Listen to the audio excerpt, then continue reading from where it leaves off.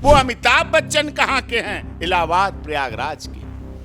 जितनी हीरोइन हुई नरगिस दत्त और सब कहाँ की हैं? कानपुर उत्तर प्रदेश की। अमिताभ बच्चन तो मुंबई वालों को अच्छे लगते हैं, ठीक है, लेकिन वो मजदूर नहीं अच्छा लगता जो इलाहाबाद से जाता है और वहां जाके बिल्डिंगें बनाता है। उनकी बीबियां जो नशेड़ी गंजेड़ी चरसी अफीम है ना, सारे एनडीपीएस ने मुकदमे दर्ज किए थे ना, उनके सब बच्चों सब परिवारों के घर निकली थे ना इसमें गांजा चरस अफीम। जब वो पी के बेवड़ों की तरह पड़े होते हैं तो उनको उठा के लाने वाले उत्तर प्रदेश और बिहार के ड्राइवर होते हैं, जो उनकी बहन बेटियों की इज्जत को बचाकर घर में 4 बजे बेडरूम में लाके लिटाल देते हैं। कहते बाबूजी साहब, इन्हें ज्यादा चढ़ गई थी उस क्लब के आगे, यहां लाया हूं। ठाकरे परिवार मध्य प्रदेश का मूल निवासी है। मुंबई फिल्म इंडस्ट्री का सदी का महानायक अमिताभ बच्चन, जिसके नाम पर मुंबई की फिल्म इंडस्ट्री ने सबने कमाना अच्छी बात है। आजकल तो रिंगटोन भी वही आ रही है, सीबीआई और साइबर क्राइम के लिए अमिताभ बच्चन। वो अमिताभ बच्चन कहाँ के हैं? इलाहाबाद प्रयागराज के।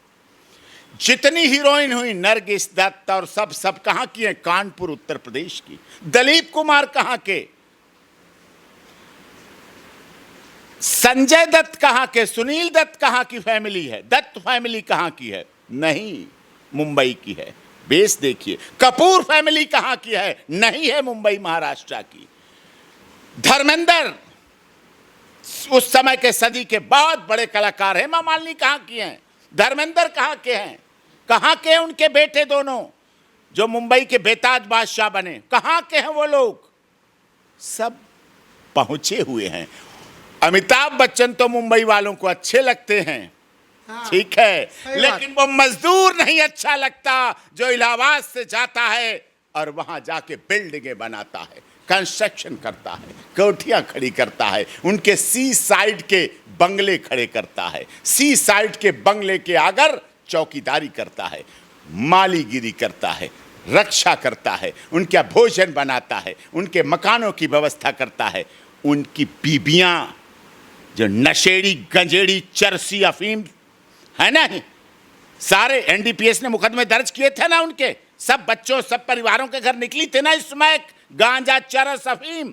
जब वो पी के बेवड़ों की तरह पड़े होते हैं तो उनको उठा के लाने वाले उत्तर प्रदेश और बिहार के ड्राइवर होते हैं, जो उनकी बहन बेटियों की इज्जत को बचाकर घर में 4 बजे बेडरूम में लाके लिटाल देते हैं। कहते बाबूजी साहब, इन्हें ज्यादा चढ़ गई थी उस क्लब के आगे, यहां लाया हूं, उठा के लाया हूं। बहुत चढ़ गई थी, मेम साहब को होश नहीं रहा था, बड़ी मुश्किल से मैं ला पाया हूं, मुझ पे धक्के मार रही थी। वो लाने वाला कौन है?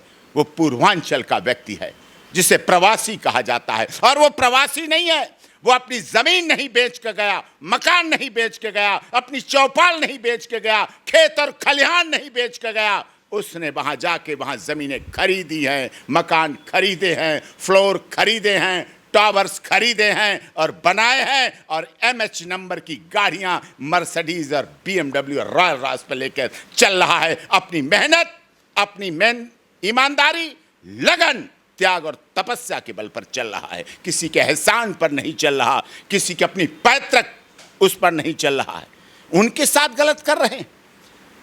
मुंबई में कितना पारसी समाज है, वो नाराज है इस बात से कि हमें दुख होता है, हमारी जिंदगी की लाइफ लाइन प्रवासी है, पूर्वांचल का व्यक्ति है, लाइफ लाइन है, खत्म कर देंगे। मराठा बिजनेस व्यापारी नाराज है कि एक व्यक्ति ऐसा बोल के हमारे बीच में फर्क डाल रहा है, जो हमारी सारी चीजों की देखभाल और कार्य करते हैं। हमारे सांसद कुंवर हरिवंश सिंह जी, अखिल भारतीय क्षत्रिय महासभा के राघवेंद्र प्रताप राजू जी, वहां 9 कॉलेज खोले हैं, 9 कॉलेज, 2 हॉस्पिटल, डिग्री कॉलेज खोले हैं। किसके लिए? शिक्षा दी है हमारे लोगों ने, जाके रोजगार दिया है, स्वास्थ्य दिया है, जीवन बचाया है, सरकार के पैरेलल काम किए हैं। किसके लिए? देश के लिए, राष्ट्र के लिए, ना कि मराठा के लिए, ना कि मराठी के लिए, हिंदी के लिए, हिंदुस्तान के लिए, भाषा के लिए।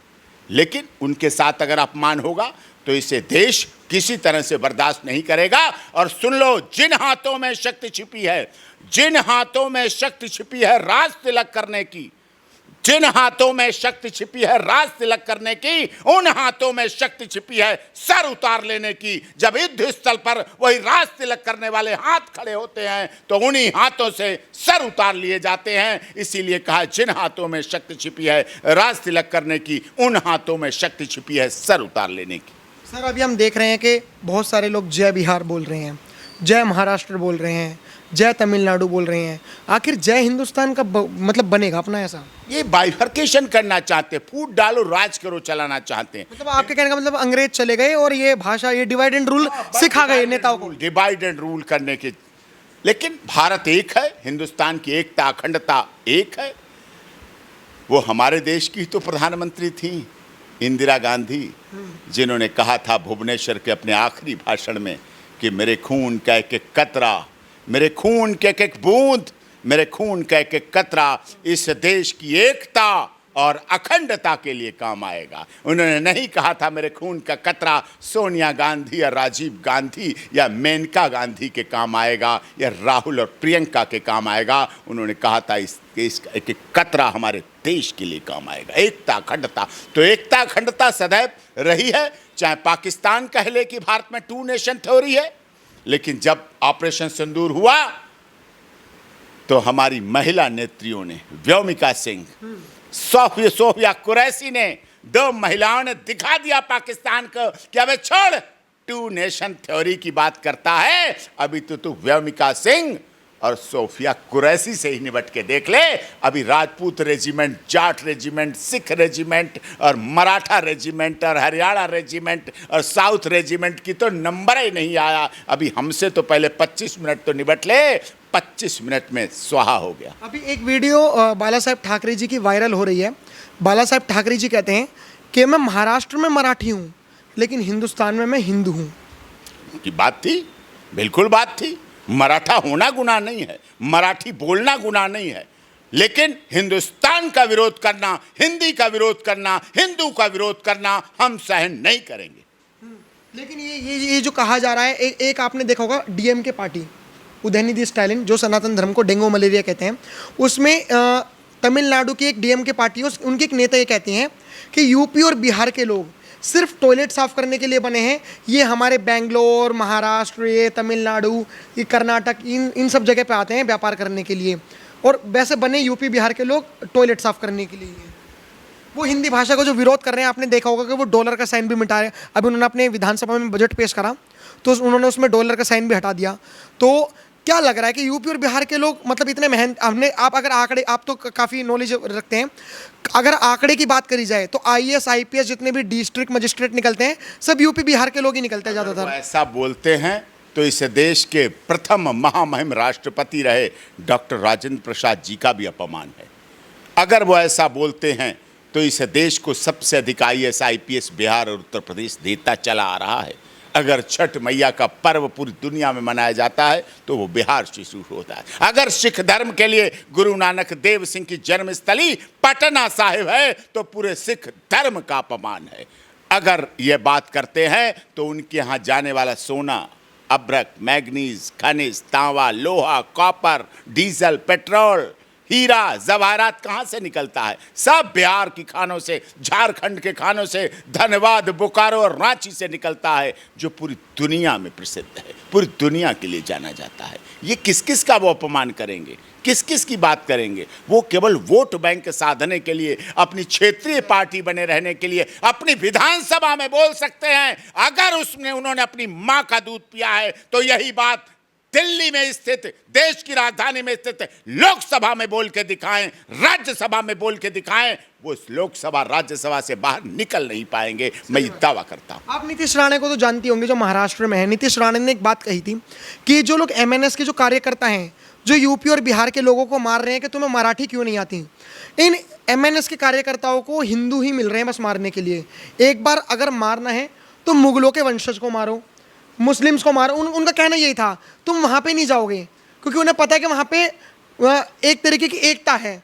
तुम सिर्फ हिंदुओं को मार रहे हो, हमारे हिंदू भाइयों को मार रहे हो भाषा के आधार पर। देखिए, वो उनका व्यक्तिगत अनुभव जरूर रहा होगा, कहा होगा, सही होगा, लेकिन मैं इससे तर्क रहता हूं, हिंदी भाषा मुस्लिम भी बोलते हैं, और उर्दू भाषा भी हिंदी वाले बोलते हैं, हिंदू बोलते हैं। इतनी प्यार की भाषा लखनऊ की, लखनऊ में अगर लड़ाई भी होगी ना तो ये लगेगा आपस में बातें कर रहे हैं। तो ये प्यार की भाषा है। इस भाषा के मामले में महाराष्ट्र के मुसलमान भी हिंदुओं के साथ है और हिंदी के साथ है। नहीं, उन्होंने ये नहीं बोला। ये कहा मुसलमानों के घर जाके ऐसे बोलो, उनके स्थानों पर जाके बोलो, नहीं बोलोगे जाके।